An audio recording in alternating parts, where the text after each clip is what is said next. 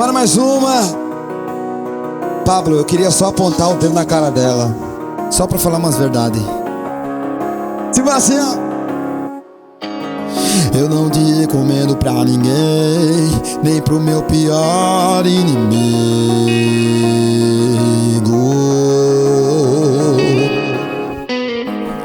Passar por mim no mesmo ambiente, deixar seu perfume intencionalmente, sabendo que eu sempre vou atrás de você.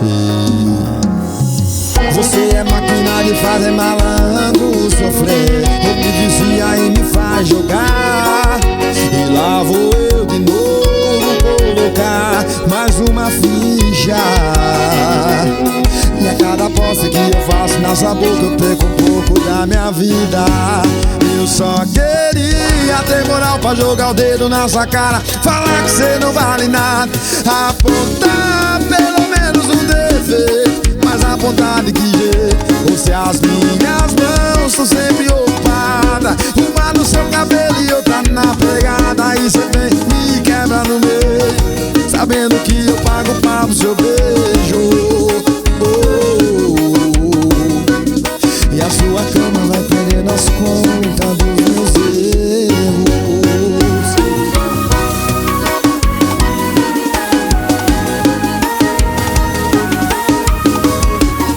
É mais uma.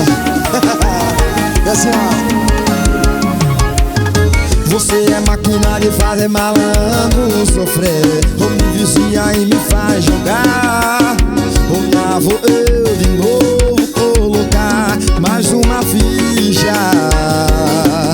E a cada aposta que eu faço na tua boca eu perco um pouco da minha vida. Eu só queria ter moral pra jogar o dedo na sua cara, falar que você não vale nada, apontar pelo menos um defeito, mas na vontade que jeito? Ou se as minhas mãos estão sempre ocupadas, uma no seu cabelo e outra na pegada. Aí você vem me quebra no meio, sabendo que eu pago o pau pro seu beijo. Eu só queria ter moral pra jogar o dedo na sua cara, falar que você não vale nada, apontar pelo menos um defeito, mas apontar de que jeito? Se as minhas mãos estão sempre ocupadas, uma no seu cabelo e outra na pegada. Aí você vem me quebra no meio, sabendo que eu pago o pau pro seu beijo. E a sua cama vai perdendo as contas dos meus erros.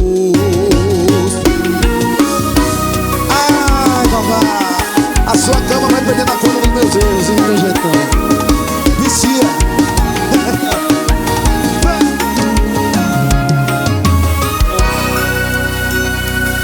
E a sua cama vai perdendo as contas dos meus erros.